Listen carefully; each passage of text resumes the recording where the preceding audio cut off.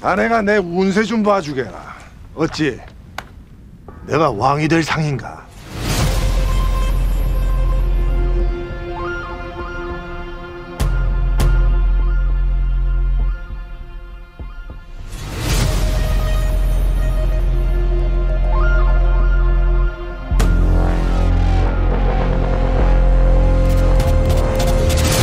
다만 A씨는 왕의 DNA를 언급한 해당 표현은 자신이 직접 작성한 것이 아닌 아동 치료기관 자료의 일부였다고 해명했습니다.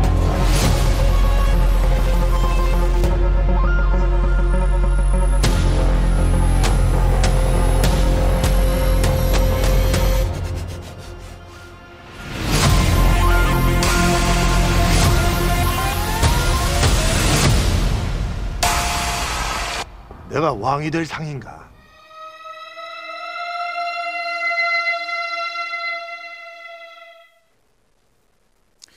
최근 교육부의 한 사무관이 자신의 자녀가 왕의 DNA를 가진 아이라며 담임교사에게 메일을 보내 갑질 논란이 불거졌죠.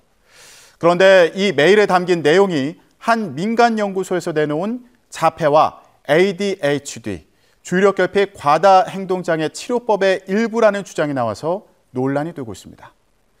전문가들은 크게 우려하고 있습니다. 관련 내용 신윤미 아주대병원 정신건강의학과 교수와 짚어보겠습니다.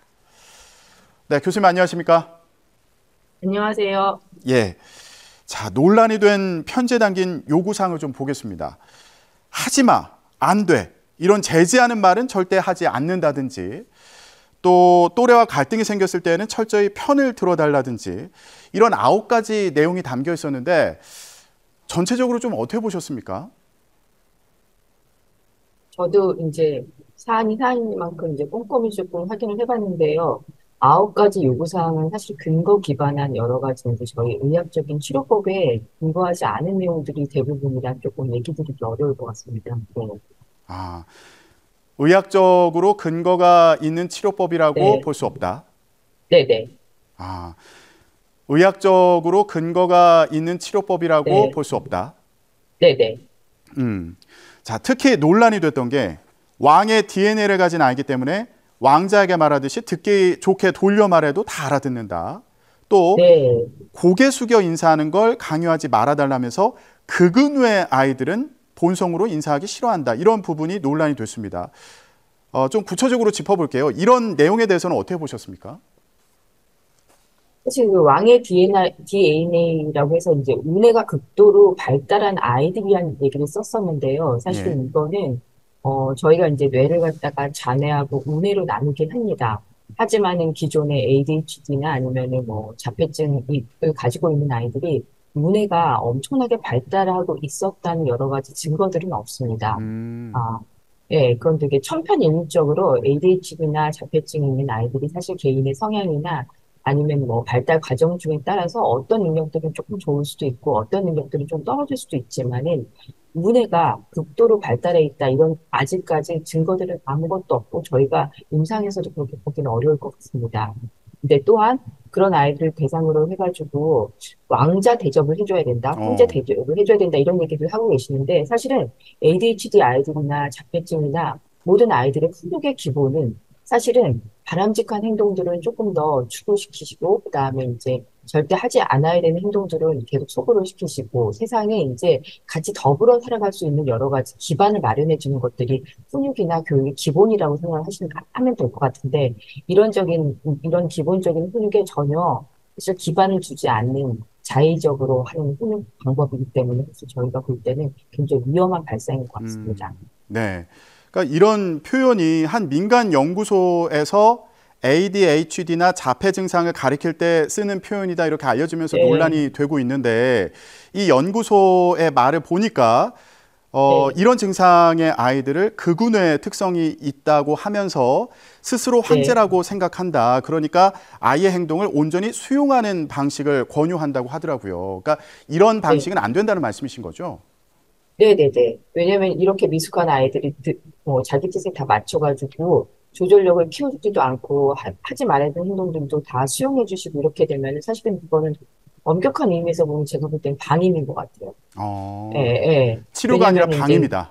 예, 예. 오히려 이제 제가 볼 때는 이제 스스로 자기 조절력을 키우고, 그 다음에 이제 언어를 습득을 하고, 그 다음에 여러 가지 세상 살아가는 데 있어서 규율이나 규정들을 익히고 이럴 때 사실 이런 여러 가지 훈육들은 적절한 식이 되게 중요한데, 이런 것들을 전혀 하지 말고 무조건 다 허용해줘라 이런 식으로 얘기하시는 거는 조금 굉장히 큰 문제가 있고요. 또 일부 사과문에서 보게 되면은 규칙이나 규정 같은 것들이 뇌신경 위축 요소가 된다는 얘기들을 하고 계십니다. 근데 사실 이거는 굉장히 맞지 않는 얘기고, 뇌신경 위축이 사실 이런 부분들의 문제로 인해서 생기거나 이러진 않고, 사실 뭐 여러 가지 트라우마나 굉장히 아이들한테 굉장히 큰 외상을 받거나 이럴 때 생길 수는 있긴 하지만, 마치 이런 작은 아이들한테 푸시를 한다거나 아니면은 뭔가 이제 안 좋은 얘기를 하는 것도 아이들한테 상처가 될 수 있다는 식으로 이제 사실은 얘기를 하고 있어서 이건 전혀 맞지 않는 내용입니다. 네. 그러면 이거는 어떻게 보시는지도 궁금합니다. 여기 연구소장의 특허 등록 공보를 봤더니 여기에 네. 자폐 유소년에 대해서도요. 명령하면 자폐 증상이 심화되니까 지시나 명령 투로 말하지 말라 이런 내용이 있었는데 이거 어떻게 보십니까? 사실은 아이를 아까 훈육하는 방법에는 굉장히 여러 가지 것들이 있을 수 있습니다. 뭐 이제 말로 이제 잘 설명하는 방법도 있고, 행동으로 이제 아이의 문제 행동을 갖다 조절시키는 방법들도 있긴 한데요. 근데 이제 자폐를 가진 유소년들이 전혀 이제 명령에도 절대로 따르지 않기 때문에, 심화되기 때문에 지시나 이런 수행을 하면 안 된다 이런 것들은 사실은 저희가 생각하는 여러 가지 가이드라인이나 이런 데는 있지도 않은 얘기입니다. 오히려 이제 언어가 이제 제대로 발전이 되어 있지 않고 자기 이제 표현 같은 게 조금 제한적이긴 합니다. 자폐증이 조금 심한 친구들 같은 경우에는, 그럴 경우에는 행동요법 등을 통해 가지고 아이들이 저희가 바라는 행동들을 조금 더 추구하는 방향으로 강화를 시킬 수 있고요. 아니면은 조금 더 소고시켜야 되는 행동 같은 경우에는 저희가 뭐 약간 뭐 무시를 한다든지 아니면 조금 그거에 맞는 부정적인 이제 처벌은 아니지만은 조금 아이들이 하지 않게 하는 여러 가지 기법들을 써가지고 그 행동 문제를 갖다 소거시키는 방법들은 행동치료의 한 요법으로 자리 잡고는 있습니다. 예. 교수님, 연구소장 해명을 봤더니 이 왕의 DNA라는 표현은 덕담 비슷한 수준으로 쓴 거다. 다른 애들은 뭐 신화 노릇하라는 그런 얘기 아니다. 집에서 부모가 아이를 대할 때 이렇게 하라는 거다. 이런 취지로 설명을 했더라고요. 그러면은 학교가 아니라 집에서 부모가 아이를 대할 때 이렇게 하는 거는 괜찮은 겁니까? 그것도 안 된다는 말씀이신 거죠? 네, 그것도 절대로 안 되죠, 사실은요. 왜냐하면 집에서 사실은 아이하고의 관계나 아이의 문제 행동을 조절하고 이런 것들이 결국은 학교까지 유지가 되고, 기본적인 여러 가지 뭐 인성이나 자기 조절력이나 이런 것들은 사실은 어린 시절에 집안에서 부모하고의 여러 가지 상호작용이나 훈육을 통해서 얻어지는 것이기 때문에 제가 볼 때는 사실 집안에서의 교육이 굉장히 중요하다고 생각합니다. 예. 그리고 지금 또 우려가 나오는 것 중에 하나가요. ADHD나 자폐나 뭐 경계성 지능장애나 다 증상이 다를 텐데 네. 여기에 비슷한 양육법을 적용하려는 거 아니냐 이런 우려도 있더라고요. 이건 어떻게 보세요?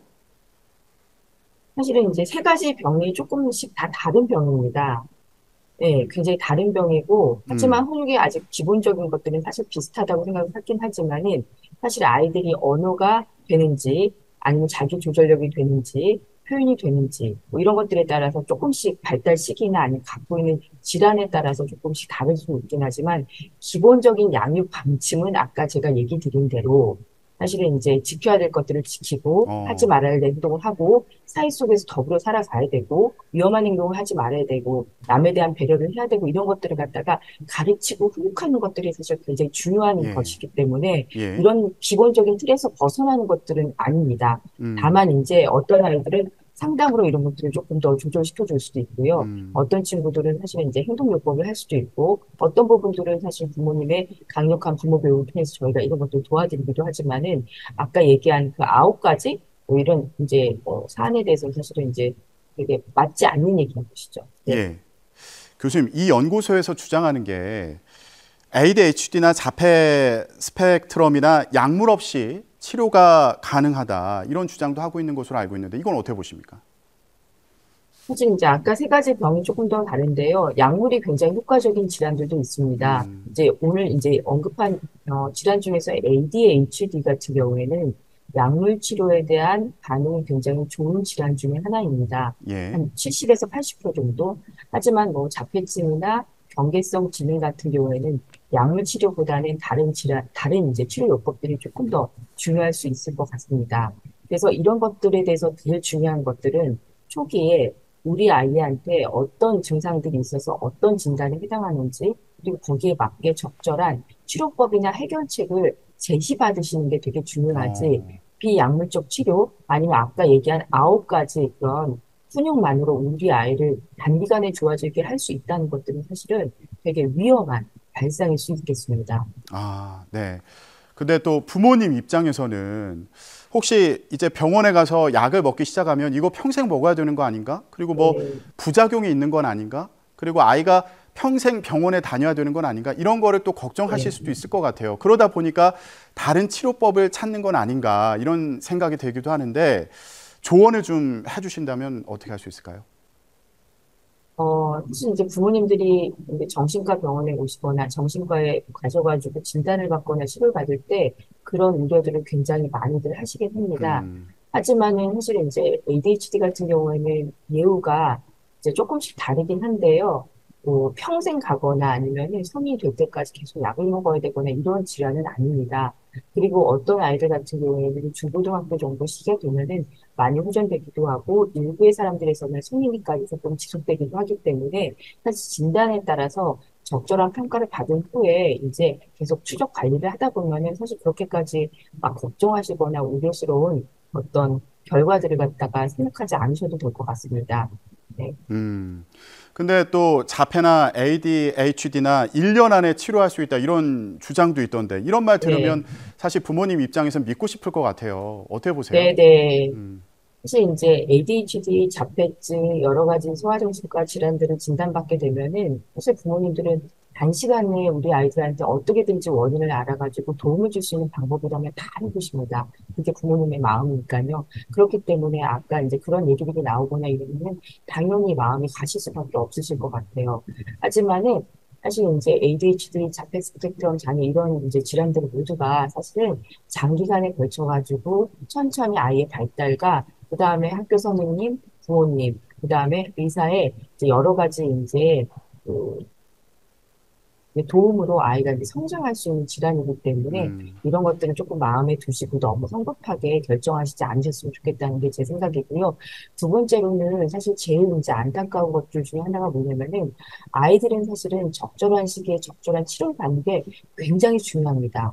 그 시기를 벗어나게 되게 되면은 사실은 이제 치료적인 여러 가지 기법들도 효과가 좀 떨어질 수도 있고 사실은 그 발달을 갖다가 캐치업, 따라가지 못할 수도 있거든요. 근데 이제 이런 이제 비의료적인 치료법에 아이의 되게 중요한 시기에 그런 치료법을 이제 행하시다가 아이한테 정말 굉장히 중요한 시기에 놓치는 것들이 되게 아쉽고 안타깝다는 얘기를 꼭 드리고 싶습니다. 예.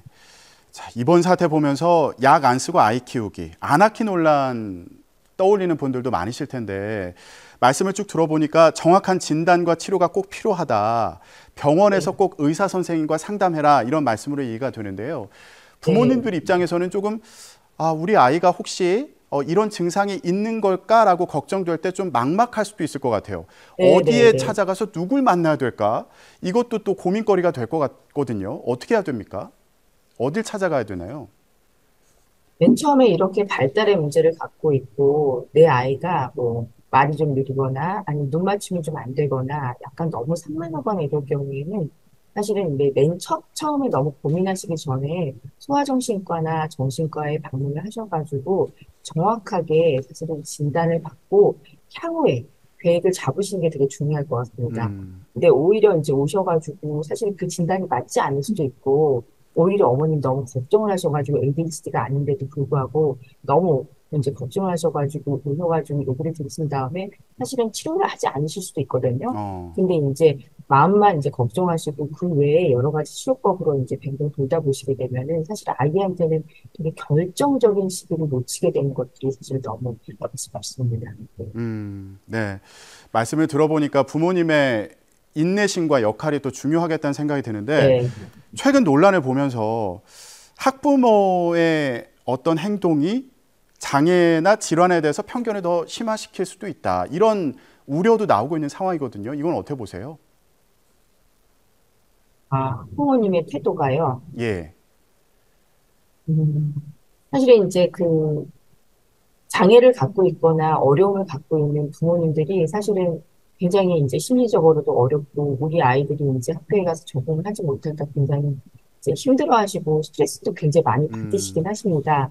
이제 그렇기 때문에 사실은 이제 여러 가지 이제 이번에 일련의 사태들이 이제 벌어지고 있는 일련에는 이제 그런 것들이 있긴 하지만은 또 한편에서 보게 되면은 그런 것들 때문에 사실은 되게 열심히 지내시고 아이를 위해서 정말 최대한 케어를 하시고 이러신 부모님들이 어, 그런 너무 선입견을 갖고 부정적인 영향에 너무 마음 아파하시지 않으실까. 사실 저는 아, 그것도 되게 걱정이거든요. 예. 사실은 이제 그런 부모님들이 일부 있긴 하시지만은 사실은 이제 대부분의 부모님들은 되게 열심히 그다음에 이제 부모님하고 이제 학교 선생님하고도 사실 코업을 열심히 하셔가지고 잘 지내시는 것들이 필요하고 또 그렇게들 지내고 계셔가지고 이런 일들이 있을 때마다 사실은 되게 마음 졸이시고 되게 힘들어하시는 것들도 있습니다. 그래서 제가 볼 때는 올바르게 생각을 하시고 이런 문제들에 대해서는 사실 조금 서로 이제 협조하면서 아이들을 치료해 나가는 것들은 되게 중요할 것 같습니다. 예. 이런 문제로 고민하고 계신 많은 부모님들이 힘내셨으면 좋겠습니다. 네, 네. 예.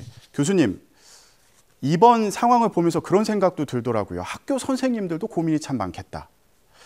네. 매뉴얼이나 지원이 부족해서 어려움을 겪는 경우도 있다고 하고요. 또 집이랑 학교에서 아이들의 행동이 좀 다른 경우도 있다고 하고요.